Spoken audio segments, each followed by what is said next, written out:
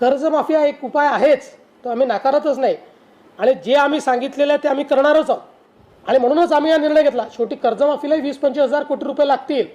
दुसरा प्रश्न असा आहे की तुम्ही कर्जमाफी देतो म्हणून सांगितलं होतं, महायुतीने सांगितलं, पण आज जी समिती नेमली ती कर्जाच्या विळख्यातून बाहेर काढण्यासाठी उपाययोजना सुचवणारी समिती नेमली आहे। तर नेमकं कर्जमाफी देणार आहे सरकार की नाही देणार आहे? पहिला प्रश्न काय होता?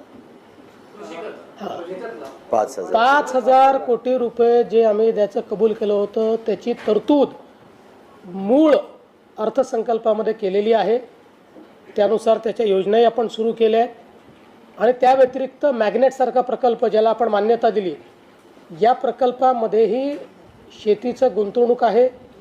नानाजी देशमुख कृषी समृद्धी योजना त्याच्यातही शेती क्षेत्रातलीच गुंतवणूक आहे।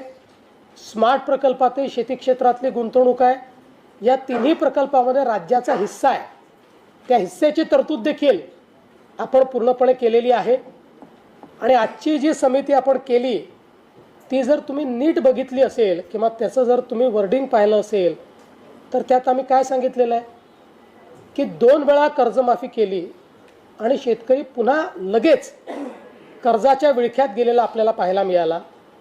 त्यामुळे कर्जमाफी हा एक उपाय आहेच, तो आम्ही नाकारतच नाही आणि जे आम्ही सांगितलेलं आहे ते आम्ही करणारच आहोत, आम्ही त्यातनं मागे हटणारच नाही आहोत।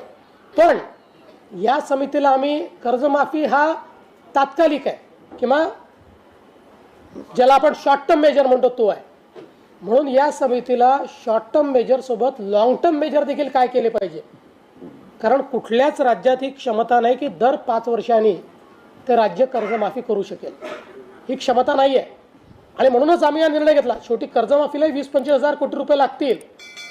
आम्ही 25,000 कोटी हे तर त्या ठिकाणी गुंतवणूक करतोच आहोत, त्याच्या व्यतिरिक्त किसान सन्मान योजनेच्या माध्यमातून 12,000 कोटी रुपये वेगळे हे आपण शेतकऱ्यांच्या खात्यामध्ये थेट देतो।